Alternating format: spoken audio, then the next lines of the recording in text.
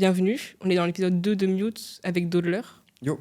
Rappeur du coup amiéno bruxellois. C'est exact. C'est ouais, ça. c'est exact. Bah, comment vas-tu? Je vais bien, merci. J'ai arrêté de fumer, donc un peu à cran, mais tout va bien. Et toi? Bah, moi, ça va super. Vraiment, on est ravis de t'accueillir ici. De même, merci beaucoup. Tu passes souvent du coup sur l'île. J'y suis implanté depuis quelques mois, un petit 3 mois, je dirais. Ok. Là, à Roubaix précisément, mais ça fait un petit 3 mois que je suis clairement lillois. Ouais. Mais ouais, c'est cool. C'est cool, j'aime bien l'énergie de cette ville. On a pu aussi te voir. Moi, je t'ai vu principalement à Rêve Sonore. C'était une belle anecdote, ça. Un beau tremplin que j'ai gagné et une très belle scène, donc ça fait plaisir que tu y sois. T'as kiffé? Trop bien. Ouais, franchement, c'était trop bien. Okay. J'ai vraiment voulu rester jusqu'à la fin. Je me suis dit, bon, faut que je parte. On va quand même parler de Dodler avant quand même. Pourquoi le rap? J'ai commencé mes premiers textes vraiment pour rire au début, je dirais au collège. J'avais une classe en troisième qui faisait un projet de slam. Et moi, ça ne m'intéressait pas trop à l'époque. Donc, je disais cash à l'intervenant que ça ne m'intéressait pas. Je voulais faire du rap. Il m'a dit, oui, c'est un cousin. Donc j'ai préféré le cousin du slam. J'ai commencé à rapper quelques textes et tout. Et à la fin de l'année, on avait un projet, on devait monter sur scène. C'était à la Providence, à Amiens. D'ailleurs, c'est l'établissement de Macron, historiquement. Trop nul. Super. Et du coup, fin d'année, devant tout un amphithéâtre avec parents d'élèves, profs et tout, etc., on devait rapper. J'avais les jambes qui étaient comme ça, je shakais de malade. Mais depuis, j'ai toujours trop kiffé rapper, voir les réactions des gens, même quand c'est nul. Je sais pas, il y a un truc qui se fait où... Genre après, je voulais que continuer à rapper. Il y a quand même un truc où j'essaie de trouver les bons mots. Raconter les histoires. Ça a joint un peu tous ces trucs que j'aime bien, quoi. Aujourd'hui, quand je réécoute les histoires que je croyais folles au début, je pense que c'est toujours comme ça, les premiers textes. Ouais. Mais en tout cas, il y avait cette envie de dire un truc, être entendu. Et c'est cool, c'est que je me sens entendu et bien meilleur dans ma technique aujourd'hui. Donc voilà. Tu as fait un projet là, il n'y a pas si longtemps, Le Monde est si petit, Le Monde est si qui est petit, sorti en avril, ouais. Avril, ouais, c'était l'année dernière déjà. Coproduit avec Uncle Jill. Ouais, un petit projet 4 titres qui me tenait à cœur, qui a traîné un peu sur le côté, mais encore aujourd'hui, je crois que c'est mon projet préféré. Parce qu'il reflète bien ce que j'aime faire, ce truc un peu humble, genre rapper, gonfler un peu, à faire de l'ego, tout ça, c'est plus trop un truc qui m'intéresse. Les sonorités de ce projet me parlent un peu plus. D'ailleurs, pour ceux qui n'ont pas encore écouté le projet, parce que nous, on l'a fait, enfin, elle raconte quoi en soi? Le monde est si petit, franchement... c'est dingue parce que genre, je pense pas pouvoir bien le décrire, mais l'intro c'est aller-retour. Donc j'ouvre cash sur une relation un peu élastique avec le fait que j'aime pas, je fais des allers-retours pour cette même personne. Est-ce que je la mérite, etc. et tout. Franchement, tout ce projet parle vraiment de mes ressentis, humbles, sonorité aérienne, un peu cloud, très même pas dépressif au final, parce que quand tu prends par exemple Barre de douche, qui est le troisième son, je crois, si je dis pas de bêtises. Quand je parle de son, c'est un son qui unifie vachement. Genre, c'est un refrain assez simple. Je dis pour un frère, je suis capable de tout. Je pense que c'est un CV. Ouais, je dirais que c'est un CV. Mais là, c'est la première fois que je travaillais ces sons pour les produire sur scène. Et même pendant que je m'entraînais à le faire, j'essayais de trouver des petits gimmicks, des trucs d'accroche. Et je me disais, putain, ce projet-là, je vais kiffer le faire sur scène. Et si tu kiffes, c'est que tu kiffes ce que je fais. Donc, c'est cool. Pourquoi le nom du projet, Le Monde est si petit? Le monde est si petit, c'est une phrase que je disais au début, c'était pas trop l'idée de il faut que je fasse un projet qui s'appelle comme ça. Dans Aller-retour, dans l'intro, je dis le monde est si petit, le monde est si petit, tu m'esquives donc on va se revoir. J'ai failli oublier, c'est une dinguerie. Heureusement j'arrête de fumer, mais que ça tienne. Et ouais, non, le monde est si petit parce que putain, le monde il est minuscule, que les gens, on est tous à une personne de quelqu'un. Je trouve ça fascinant à dire. Alors, je trouve ça serait un putain de tatouage. Genre vraiment, le monde est si petit. Vraiment. Pour enregistrer, tu vas au studio. Ouais. Et du coup, comment ça se passe? Jusqu'à maintenant, les prods sur lesquels j'ai posé, c'était pas forcément les miennes. Je fais aussi beatmaking, mais j'aime pas poser sur mes prods. J'ai l'impression qu'il y a toujours un truc à redire. Donc je préfère poser sur les instruments de mes potes. Donc je reçois la prod. Généralement, je suis chez moi, je maquette avec mon matos en home studio. Je fais une maquette assez clean. Et une fois qu'elle est clean, je sais où elle va. Je vais directement en studio et je l'enregistre chez un pote qui s'appelle Soro, au Ocho Castillo sur Amiens. Parce que c'est vrai que tu es producteur aussi. Je suis producteur, beatmaker, tout ça. Parce que du coup, pourquoi produire... tu produis tes sons? Ouais, mais pas mes propres... Ouais, tu produis des sons et pas les propres... C'est parce que, en fait, quand je vois moi mes potes faire, et qui me sortent des noms de plugins, des trucs très techniques, de la stéréo, la compression, ça c'est des trucs que j'ai commencé à apprendre avec le temps. Mais est-ce que je peux te dire de source sûre que je sais le faire? Je sais pas. Ok, ouais. Juste si ça sonne bien, tant mieux. Mais il y a toujours un truc où moi, je sais que c'est peut-être un peu moins qualitatif que ce que font mes potes qui en font leur métier, tu vois. Ouais, c'est plus récréatif. Ouais, voilà, c'est comme, je sais pas, il n'y a pas de kebabier serrurier, donc il n'y a pas de, je sais pas, dans ma tête, je suis genre, non, beatmaking, ça doit rester un truc un peu sur le side. Donc je mets des prods à des frérots et tout, qui eux kiffent et sont plutôt bons dessus.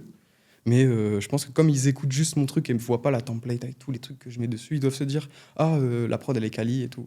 Ouais. Moi, je sais qu'il y a mieux, mais si ça parle, tu vois. Mais ça va venir, ça va venir. Je travaille sur un tout petit projet, sans en dire plus, avec quelques sons dont j'en suis entièrement le beatmaker. J'essaie même de mixer mes voix. Putain, trop Ça, c'est bien. un tout autre délire. Hein. Si je Ouais, te dis que ouais. je galère avec le beatmaking, le mixage voix et tout, ça, c'est. Ça doit être intéressant j'ouvre à un entendre autre quand arc, même. oui, qui peut me décourager totalement. Hein. Mais j'y prends plaisir, donc ça viendra peut-être cette année. Hein. Cette année ou l'année pro. Ce Comme serait ça, je me cool. fais pas de pression. Ouais. Je l'ai pas dit, c'est l'année pro. On oublie. Voilà. C'est l'année pro, 2017. Voilà, c'est bon. 2017 Ouais, 2017, parce que 2027, c'est le nouveau 2017. D'accord. Voilà. Non, 2027. Ça sortira en 2027. C'est comme 2026 et 2016. Ouais. Heureusement qu'il existe ce gimmick, parce que sinon j'aurais été chaud. T'inquiète. Dans le projet Le Monde des Safety, Ouais. t'as quelques titres. T'en as 4. 4. Comprenant du coup, à vos marques préférées, j'ai la flemme de donner les lettres. Hein, j'avoue. Oui. Ah, il est chiant ce titre. Je peux être Pour ça, coupable. je l'ai écrit comme ça, j'ai fait, ouais, c'est très bien. Allez hop. Puis du coup, tu dis dans ce titre, si je m'as fait les choses, dans quelques années, je ne lirai même plus le matin. Pourquoi Eh ben, parce que je suis pas un mec matinal. Si je me lève le matin, c'est que j'ai forcément un truc à faire. Mais si j'ai un truc à faire, bah, ça me barbe. Donc du coup, savoir que si un jour je réussis de ma musique, je verrai plus le matin, ça veut juste dire que je respecterai les créneaux que j'aime moi. Vivre tard la nuit, me réveiller assez tard. Le matin, c'est signe de responsabilité. Je déteste ça. Voilà. Je comprends, je suis pareil. Bah ouais, personne n'a envie de se lever le matin. Ah non. Alors, il y a Enfin, des, il y a j'en des connais, saisons plus agréables pour se lever le matin. Mais là, tu vas pas me dire que... Bon, voilà. Non, mais Là, c'est après, pas j'en connais distinctif. qui se lèvent tous les matins à 5h pour aller à la salle, tu vois. Oui, ouais, voilà, mais parce que pour changer d'un cadre, et puis Ouais, la ouais. salle, si c'est un kiff pour la personne, c'est toujours mieux, quoi. C'est toi. Ça concerne qui? Le petit Ça- pas perdu. Ok, merde. Non, Mais non, c'est t'inquiète. très bien. Très bien, moi, si je devais me lever à 5h pour aller au stud et en faire mon métier, ça serait super. Mais je serais quand même là à bouder. Il me faudrait mon café, quoi. Ouais, je comprends. Voilà. C'est le matin doucement. Le matin reste de toute façon pas confortable. Donc, Ouais, non, c'est pas dingue. Ouais. Tu te vois où dans quelques années putain. La question piège. Enfin, surtout que là, ces derniers mois, j'ai vraiment fait que de bouger et sans forcément l'anticiper. Donc, franchement, je sais pas. Envie. C'est bien ça. C'est Elle est une pas bonne mal. réponse. La C'est une réponse bonne est pas mal. Envie, ouais. Et ouais. Et Ouais, non, envie, peut-être quelques années, pas mois. Ouais, quelques années. Années. Ah, bah, je réussirai de ma musique. Bon, on l'espère, hein. On y Apparemment, croit. faut prophétiser, faut le dire. On y faut croit. manifester. On y va. il faut- Donc, ouais, non, cash, ouais. Un petit concert Ouais. en tête d'affiche à Bien l'Olympia, sûr. tu Ouais, sais. bien sûr. Ça me va, ça. Ouais, c'est très cool. bien. Oh, t'aurais pu même me répondre à ma place et j'aurais été oui, non, c'est très bien. C'est toujours mieux que ce qu'il y a de maintenant. Tu vois. Oui, en même temps. Voilà, une perspective là. d'évolution et toujours en vie. Voilà. Oui, Savoir que j'ai fait mieux qu'au moment où tu me poses la question. on parlait du studio tout à l'heure. Est-ce que tu aurais des anecdotes Des anecdotes. Ouais. Aiguille-moi. Je sais pas, les anecdotes, je sais pas, ton illustration, finalement, vous avez changé ou un truc du genre. Alors, Oh, bah, déjà, il y a toujours des easter eggs qui sont supprimés sur la dernière version des sons. Parce que mon ingé son est un clown. Il adore ajouter des petits bugs. Surtout que moi, en session, si je rate une prise, je fais des blablabla. Et ça, il adore. Il cut juste après. Il prend que ma partie où je fais blablabla. Il le garde à la fin du son. Et quand il me dit Frangin, c'était une super session, je le check, je rentre chez moi et qu'il m'envoie le son. Et qu'à 3 minutes 50 sur 3 minutes 55, j'entends des... Mais mixé, ça veut dire qu'il s'est appliqué. Ça veut dire qu'il veut me niquer, mais il veut le faire bien, ça veut dire avec les bons EQ, les bons trucs. Donc non, ouais, je dirais que j'ai pas de souvenir d'anecdotes précises, mais ça, c'est vraiment un truc auquel je m'attends à chaque sortie de session. C'est hilarant. D'ailleurs, ça me manque, hein, ça fait longtemps que j'ai pas chez lui. Petite pensée à Soro. Voilà. Forcément, pour être rappeur, t'as forcément eu des influences. Ouais, d'office. Donc, quels sont les artistes Quand j'étais petit, déjà, forcément, on a grandi avec la génération, tout ça, section d'assaut. Ça a participé à la normalisation du rap dans mes oreilles. Ouais. Mais sinon, les premières fois où j'ai entendu du rap, c'était Booba. C'était Booba sur Talak, avec l'intro qui fait Booba. C'est une petite fille qui crie comme ça. Et j'étais fasciné. J'étais genre, what the fuck, après une grosse instru bien sombre, rap gangster. Mais j'étais trop petit pour comprendre. J'étais juste frappé par le truc. Je crois que j'ai compris un peu plus tard, mais la première fois que j'ai pris ma claque avec le rap, c'était Booba. En même temps, il est Donc, trop fort. Et il est très fort. Oh, j'aime pas trop ce qu'il a fait après Oui, non, mais par la juste suite, à cette mais époque-là, là, il franchement, était... les premiers albums, pour moi, c'est des no-skip. Et encore maintenant, en fonction de la période de l'année, là, il fait froid. Je m'envoie sur Booba, temps mort, il n'y a aucun souci. C'est Faut limite réchauffer l'ambiance. tous les ans. Ouais, j'ai un forfait annuel à ce projet et à chaque fois, je me le reprends. Et je suis genre, putain, j'oublie des phases et je fais, waouh, elle est forte celle-là. Aujourd'hui, j'aime bien le côté humble et en même temps prouveur de H. Jeune Crack. Jossman, c'est un classique. Ça veut dire à chaque fois qu'il disparaît, il réapparaît avec un truc, c'est toujours qualitatif. Même si les gens vont lui reprocher un peu le fait d'être toujours un peu, pas monotone, mais de raconter toujours les mêmes choses. Ouais. Peut-être même aussi de le faire de la même façon à chaque fois. Mais moi, j'aime bien, je respecte. En Carry, j'aime bien Lochimi. Il est pas très connu, mais c'est un mec avec une petite voix de. On dirait quand il rappe, on dirait un moustique. Je sais pas si vous l'avez, mais j'adore ce Je type. l'ai pas, mais j'imagine la scène. Ah bah, ça doit allez être pas voir mal. Lochimi, L-O-E, chimie comme chimie. Pour tes feats, tu choisis les artistes. J'imagine, tu prends pas n'importe qui, tu vois. Non. Donc, comment tu les choisis? Bon, déjà, il n'y a pas de n'importe qui le demande aussi non plus. Mais en général, ceux que j'accepte, c'est forcément c'est mes frangins. J'ai fait très peu de feats. Bon, dans ma carrière. Ouais, si, j'ai dû en faire des feats pas forcément intéressants, ni même humainement intéressants. Mais maintenant, ce qui m'intéresse, c'est de vraiment choisir mes gars à moi. Déjà pour être sûr que les délais soient respectés. Ouais. Parce que quand tu engages quelqu'un pour qu'il travaille avec toi et qu'au final il te fait galérer et tout, etc. Donc ça me rend dingue. Ou alors je préfère le faire avec un pote. Je sais que c'est une galère, mais j'aurai la légitimité de lui dire grouille-toi enculé. Mais si c'est quelqu'un que je connais pas, je peux pas me permettre de. Tu vois. Là sur le projet Le Monde est si petit, pour y revenir, le seul feat qu'il y a dedans c'est Norco.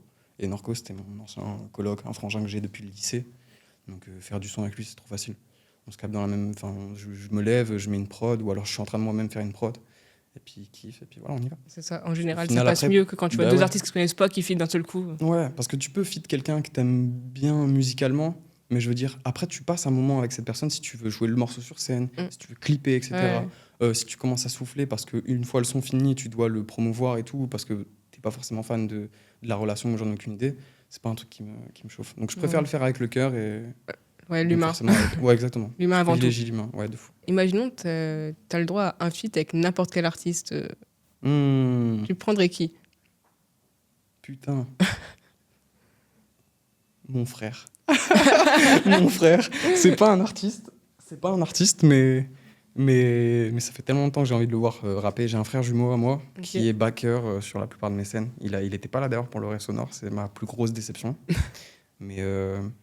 Mais ouais, je dirais mon frère. Sinon, aller en vrai artiste pour éviter de casser les couilles. Du moins de rêve dans le. Non, mais oui, non, mais c'est ok, hein, t'inquiète. Ouais, tu peux recevoir un DM et dire ouais, carrément, je suis chaud. Ouais. Mais là, de rêve, il y en a aucun. Peut-être Peut-être qu'ils sont tous morts. Allez. Écoute, peut-être qu'ils sont tous morts, j'en ai aucune idée. Non, mais pourquoi ouais, non, pas. aucun ne m'intéresse. C'est un feat avec Georges Brassens, tu sais.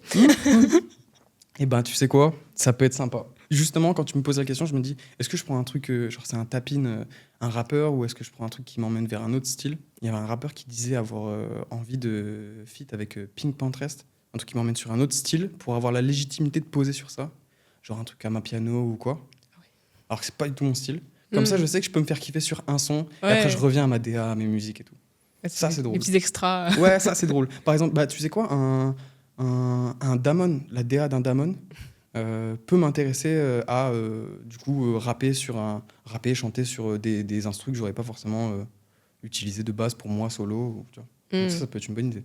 Bah, je pense que tu as déjà répondu à cette question-là tout à l'heure, mais comment tu te sentais à ta première scène? Ouais, stressé. Mais après, première scène, je sais pas si je peux estimer ça comme ma première scène. C'est ma première Il y a une scène, un micro et les lampes, voilà. Ouais, voilà, c'est ça. Il y avait des gens et on m'attendait. C'est ça, il y avait un bar. Voilà, c'est ça. Non, première vraie scène... Bon, déjà, pour mettre les points sur les i, le truc du Rêve Sonore, c'est vraiment la toute première scène que j'ai gagnée de façon légitime, avec un tremplin, etc. Et tout. Mais mes premières scènes, je me rappelle d'un showcase. Bah, tu sais quoi, première scène, à part la scène où j'ai fait devant les profs, parents d'élèves, etc., c'était un showcase qui se déroulait au Bellucci à l'ancienne, qui avait un ancien nom d'une chicha sur Amiens. C'est nul, et je ne tirerai aucune aura de cette anecdote. Mais je me rappelle avoir fait cette scène avec des potes à moi, ambiance showcase, v'là de gens, ça transpirait, des jeux de lumière, des trucs. Mais moi, j'ai kiffé de malade. Je suis passé quoi, 15-20 minutes, même pas 15 minutes. 20 minutes, ce serait trop. Mais j'ai passé 15 minutes à rapper sur scène avec un poteau à moi et j'ai kiffé l'énergie. Mais ça date de quand, ça? J'avais quoi? Putain, c'était 2018, je crois, 2017 même. tu sais quoi, je vais dire 2017, parce que je pense que c'était 2017. Pour l'anecdote même, j'ai un poteau qui s'appelle Jaé, qui lui avait une remise de diplôme ce soir même. Et on était entre potes, un groupe de peut-être un peu moins d'une dizaine de personnes. Et il me regarde et moi, je portais quoi ? Je portais exactement cette même paire à l'époque. Je l'ai retrouvée là récemment. C'est fou, putain, c'est incroyable. Bref, et je suis devant la chicha. Dans 5-10 minutes, je dois monter sur scène. Et il me dit, Frangin, j'ai une remise de diplôme dans les mêmes heures, je pourrais pas être là. Et je lui dis, vas-y, je te donne ma paire et envoie ta paire, parce que moi, monter sur scène avec ça, c'est une catastrophe. Donc du coup, j'ai pris sa paire de Air Max 96 et je lui ai filé ma paire de trucs. Donc lui, il est parti chercher son diplôme et puis moi, j'ai fait ma scène. T'as fait un concert à l'Imaginarium en 2019. Putain, ouais. La première partie de Ichion au Flow. Ouais, Il y avait Coltriz aussi. Exactement, avec Coltriz, ouais. Comment ça s'est passé, ça ? L'Imaginarium, bien moins stressant que la scène au Flow pour la première partie de Ichon. Parce que l'Imaginarium, on était 4. C'était un groupe à moi que j'avais à l'époque qui s'appelait le 404. Et bon, pour l'anecdote, on a commencé, il pleuvait. Donc on était dégoûtés au premier son, mais on essayait de le faire en mode au max parce que c'était notre première grosse scène en dehors de chez nous. Ça se faisait à Margny-les-Compiègnes, du coup. Premier son, il pleuvait. Et ensuite, soleil plein, des gens qui viennent. Donc j'en garde un super bon souvenir. J'ai des super images au cas où si je veux me remotiver en mode « Ah, c'était chaud cette scène, ouais, c'est cool, faut que tu continues ». Mais la scène de Ichon, je crois que c'est l'une des plus importantes avec celle du rêve sonore parce que ouais, il y avait le nom, il y avait le fait que les gens savaient que c'était moitié-moitié. Ouais. Et je voyais les réactions vraiment en face, alors que quand tu es dans un festival, les gens sont déjà bien amochés à 14h. Donc je suis pas sûr que mes musiques soient... Ouais, je suis pas sûr que mes musiques aient transcendé grand monde, mais en tout cas, il y avait l'énergie qu'il y avait quand on était 4 sur scène. Hors contexte, hein. T'étais descendu, je crois, après Rêve Sonore. Moi, je suis partie très vite. Mais ouais, je crois que j'ai vu les images où t'étais descendu vers les gens. Je suis descendu parce que Rêve Sonore, je suis descendu, j'ai check les gens qui sont venus pour me voir. J'ai rejoint ma copine. Et puis juste après, il y avait quoi ? Il y avait un petit groupe de quelques personnes qui venaient pour que je signe des t-shirts. J'ai vu ça, je crois. Et incroyable. Ça, j'avoue que à part au festival, à l'Imaginarium, ça m'était déjà arrivé, mais bon, je voyais ça un peu moins personnellement parce que j'étais genre, bon, ouais, ils se disent peut-être qu'on est des stars ou quoi, parce qu'on est 4, on avait une très bonne cohésion, et puis les gens ont dû se dire, je vais miser sur un truc, peut-être que si j'ai leur signature ou j'en ai aucune idée, bref. Dans ma tête, je me disais ça. Mais là, après le rêve sonore, c'était totalement différent. Les stalkers. C'est moi, c'est ma signature que tu veux, wesh. Ouais. Donc j'étais un peu gêné, mais très flatté, très flatté. Après ça, t'aurais dû du coup, faire le festival à Amiens, c'est ça ? Exactement. J'ai plus le nom. Make Some Noise. L'année juste avant, j'avais fait le tremplin que j'ai perdu. Je pense pas légitimement avoir perdu dans les règles de l'art, et ça m'avait un peu agacé. Donc ce que j'ai fait, c'est que j'ai tout fait pour que j'ai prié même pour que l'année d'après je sois sélectionné, et j'ai été sélectionné sur la line-up artiste sans forcément avoir gagné le tremplin. Donc c'était une bénédiction. J'étais genre merci de reconnaître que j'avais essayé de tout faire pour remonter dessus l'année dernière. Annulé. Pas de chance. Je suis dégoûté, mais je peux pas être plus dégoûté que les gens qui l'organisaient et qui s'attendaient à recevoir des... Il y avait Rimka qui a failli arriver sur Amiens. Ah oui, enfin, quand même. Je sais pas si vous voyez un peu Amiens, mais c'est pas l'énorme ville, quoi. Donc en fait, le potentiel... Et puis la première édition de Make Some Noise, elle avait vraiment bien marché. On avait ramené Osiris Jack, qui lui-même avait ramené Frisk Orleans. On a eu Louvresval avant qu'il décède, perd son âme. Mais on a eu Louvresval à Amiens et tout, et j'étais genre putain, donc ça c'est la première édition de Make Some Noise. Je veux participer à ce festival. Ah ouais, tu m'étonnes. Donc, je suis vraiment dégoûté de ne pas avoir pu, mais... Tu t'es mis à produire, c'était pour t'amuser, c'est ça ? Produire, ouais. Quand j'ai eu mon premier PC, c'était pour faire une fac. J'avais fait une fac d'art, et c'était ma mère qui m'avait offert ce PC. Mais au final, je suis resté 3 mois dans cette fac d'art. Ça m'avait saoulé, et je dis à ma mère, je dis cash, franchement, ça m'intéresse pas. Elle m'a dit, tu fais ce que tu veux. Donc, j'ai toujours eu la chance d'avoir une maman qui me comprenait. Mais du coup, je suis là avec un PC qui peut me servir. Du coup, j'ai pris FL Studio par le biais de Frangin à moi qui... à l'époque, c'était mon ingé son qui me l'avait filé sur une clé USB. Je télécharge, je vois le logiciel, je suis genre, what the fuck. Donc, je passe des nuits entières dessus. Je fais juste des petites boucles. Donc, c'est vraiment juste pour me faire plaisir. Et puis, je pense que ça fait quoi ? Ça fait bien 5 ans. Un peu plus de 5 ans que je fais ça. Donc, maintenant, j'arrive à tirer des trucs un peu plus écoutables. Donc, c'est cool. Mais à la base, ouais, c'était vraiment que pour le fun. Je me voyais pas du tout faire des instrus. Je m'étonne. T'as une prod qui est sortie, quelque chose ? Sortie. Alors, j'ai placé pour Norco, du coup, mon ancien coloc, là. Mais non, j'ai placé pour la plupart du temps, j'ai placé pour mes gars à moi. Et sinon, moi qui pose sur une instru à moi, je suis pas sûr que ça existe. Parce que quand tu fais du son comme ça, genre, tu mets combien de temps à te dire, ouais, ça y est, je l'ai fini, tu vois ? Marc Blatta, pardon, excuse-moi. Rien à voir. T'inquiète, vas-y. Non, le son s'appelle Marc Blatta. Donc j'ai placé pour Norco un jour, j'étais au studio avec lui. À la base, il était avec ses ingés et tout, etc. Moi, je venais juste sur le côté comme ça. J'étais là, je fais mon pète et puis je kiffais ma séance. Et puis à un moment, il dit vas-y, viens, on fait une prod et tout. Je dis les gars, je fais un truc vite fait en 30 minutes. Et finalement, sans faire l'arrangement, les mix et tout, etc., mais juste en full composition, ben, en 30 minutes, j'avais fini. Et on m'a dit non, attends, stop, touche à rien. J'ajoute juste une basse. C'est l'ingé qui a ajouté une petite basse, un dounou. Et il a dit vas-y, c'est bon, c'est fini. Donc au final, il n'y a pas vraiment de science, c'est juste, comme on dit, less is more. Et moi, j'aime trop mettre mort. J'aime trop mettre des percs, des trucs, des hâtes. Et je sais pas trop où m'arrêter, mais là, ce jour-là, il m'a dit stop.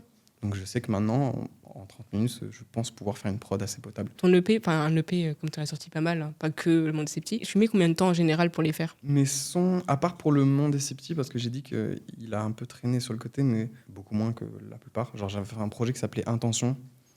C'est mon plus gros projet, c'était une mixtape de 8 titres, 7 ou 8, j'en ai aucune idée. Et les sons ont eu le temps de pas mal dormir sur le côté. Il y a peut-être même un son où il y a 1 an et demi d'attente. Parce que j'aime bien coffrer, savoir ce que j'en fais et après je le sors. C'est parallèlement opposé avec l'envie de plus le sortir parce que je l'ai trop écouté et donc je dois deal avec cette émotion. Les trucs que j'ai release le plus vite après l'avoir enregistré, je dirais que c'est Picasso, un single que j'ai fait, que j'ai maquetté chez moi et au final que j'ai pas voulu réenregistrer au propre. J'ai fait mais non, mais en fait ça sonne trop bien. Donc j'ai envoyé mes pistes à un frangin à moi qui du coup Soro du Ocho Castillo. Et je lui ai dit, frangin, tu peux me masteriser ça à distance? J'étais parti en vacances, je reviens de vacances, j'ai le master. Je fais, mais parfait, j'envoie. Promouvoir des sons qui ont trop duré, que j'ai trop entendu. C'est vrai qu'on ne voit pas trop sur les réseaux, enfin pas trop de promotion. Non, j'aime pas ça. J'essaie de me chauffer à faire ça parce que sinon qui va le faire? Et aussi parce que j'ai compris que c'était un peu le marché, c'était comme ça qu'il fallait que ça fonctionne, mais je déteste ça. Promouvoir, me montrer, dire hey, j'ai fait un son, allez voir, je travaille sur. Page de pub. Ouais, non, je déteste ça. Je préfère 100 fois faire que de montrer. C'est pareil, les réseaux, quand tu vois que juste un son, ça peut faire péter, genre Carbone avec Imagine, ouais. par exemple. Putain, ouais. Mais comment il avait fait pour la promo de ce truc? Mais pareil, il avait envoyé Vlad TikTok, je suis sûr. Ouais, il a envoyé un TikTok qui a pété d'un seul coup. Parce que j'étais pas abonné à Carbone à ce type-là, tu vois, et j'étais genre, mais putain, mais ce son, je l'entends partout. Mais je crois qu'il avait fait cette stratégie de balancer TikTok sur TikTok, mais etc. c'est possible, hein, parce qu'il est arrivé d'un coup dans mes pourtages, j'ai fait. C'est fort. Ouais, on n'a rien pu faire. Il y a aussi la façon de promouvoir, tu sais, faire que des scènes finalement. C'est soit tu mises sur le fait qu'il y ait beaucoup de gens, soit tu mises sur le fait qu'il y ait une bonne production derrière pour montrer que tu as fait cette scène. Faire une scène, c'est tout aussi intéressant pour se montrer IRL. Moi, ce que j'en ai tiré de Rêve Sonore, c'est que ça m'a fait un sale CV. T'as sûrement des actualités qui arrivent. Bah écoute, ce qui est déjà sorti là dernièrement, je faisais traîner avec Là, j'ai eu un single qui s'appelait Un peu de moi. Depuis, j'ai rien sorti, mais je prépare la sortie d'un EP qui s'appelle Le But, un truc à 3 titres. Des prods qui donnent envie de courir. Et j'aime bien cette DA. C'est un petit arc de ce que j'aime faire musicalement. Par rapport au Monde des Sceptiques, c'est de l'extrême inverse. Ok, ouais. Mais c'est des trucs que j'aime faire, que j'aime aussi même produire moi-même. C'est pas des prods de moi, mais quand je les écoute, je suis genre, c'est la DA des prods que j'aime faire moi. Le 23 janvier. Voilà. Allez, on l'attend. Et voilà. En fait, je sais pas si je parle à partir du fait que c'est déjà sorti. Non, il sera sorti, je pense. Ouais, il sera forcément sorti. Ouais. Donc allez streamer. Le butin, dispo partout. Voilà. Je vais aimer faire la promotion de ce truc. J'en suis sûr et certain. Peut-être on le verra sur les réseaux. Et vous le verrez sur les réseaux. Je ferai des trucs, des petits TikTok et tout. D'ailleurs, pour les gens qui ne te connaissent pas, où est-ce qu'ils peuvent te trouver? Partout. Sous Dodler, DAWDLER. Des minuscules. Des minuscules. Putain, j'aime bien le fait que tu le remarques. Parce que quand on me prévoit sur une scène ou un truc ou une cover, je fais bosser des gens et tout, et qu'ils mettent le D majuscule, c'est un truc qui me titille un peu. Déjà, esthétiquement, c'est moche. Qui est une gros D là. Et tout le reste. Ouais, j'aime pas ça. Et puis aussi pour le côté, j'aime bien le message du D minuscule. Ouais, d'ailleurs, pourquoi ce nom? Dodler. Ouais. Alors, bon là, je perds encore toute mon aura, mais ça veut dire le branleur. Dans un anglais on est là pour bien t'abattre. qu'on trouvera difficilement, mais j'ai fait exprès parce que c'est un truc qu'on me reprochait vachement, et c'est un truc que je me reproche aussi vachement sur énormément de points. Si jamais on me reproche des trucs, c'est dans le nom. Donc vous savez, c'est même les gens qui l'ont décidé après, parce que quand je réfléchissais à changer, on m'appelait plus par mon prénom, on me disait juste Dodler, ou le D. Le D, et je suis genre ok, bon. Même mon ref m'appelle pas par mon blaze et tout, etc. Donc la personne qui m'appelait par mon blaze, j'étais genre ok, la validation, ça commence à fonctionner, c'est bon, lourd. Des gens qui arrêtent mon frère dans la rue en pensant que c'est moi, genre sur Amiens, parce qu'ils se disent c'est déjà arrivé ça? Ouais. Je veux l'histoire. Les gens ne savent pas forcément, si s'ils s'intéressent pas forcément à moi, ils savent pas que j'ai un frère jumeau. Mais du coup, c'est de l'hypocrisie d'aller dire ça va, d'aller me check en pensant que c'est moi, mais c'est mon frère. Moi, ensuite, dans la foulée, j'ai mon frère qui m'appelle et qui me dit il me fait une description physique de la personne. Il me dit il pensait que c'était toi, il t'a check et j'ai joué le jeu. Lui, il va jamais dire que c'est pas moi. Hein. Il va toujours faire le caméléon. Ouais, vas-y, mon ref et tout. Puis après, il m'appelle, il fait moi, t'as le bonjour d'un tel et tout. Je suis genre, ok, vas-y, carré. Je suis pas très physionomiste non plus, donc je pense que je le croise, je prends pour toi aussi. Ouais, j'avoue, écoute, je peux être il coupable. jouera le jeu. Sache qu'il jouera le jeu. Il jouera le jeu, tant mieux. Et j'aime le fait qu'il joue le jeu. Il y a des fois où, genre, si c'est des personnes avec qui il est très proche, il va le dire cash. Mais si c'est quelqu'un avec qui ça va enclencher un moment de gêne, de dire non, c'est pas moi, et que la personne va faire du coup, tu lui diras, tu passeras le. Non, là, il va pas le faire. Il va juste dire bien vu, mon ref, vas-y. Merci pour le soutien. D'ailleurs, merci mon frère de jouer l'acteur pour ce genre. C'est une doublure. C'est bien, tu sais, le jour où t'as pas envie d'aller sur scène, tu l'envoies. Et on a fait ça sur la couverture d'un projet avec plusieurs artistes, un collectif qui s'appelait Les Inconnus, genre 111 KNU, mais qui se disait Inconnus, et c'est des gars de chez moi. Mais au moment où il fallait faire le shooting photo pour la couverture, j'étais pas dispo. Du coup, j'ai appelé mon frère, je lui ai dit est-ce que tu peux aller là-bas et faire la photo à ma place.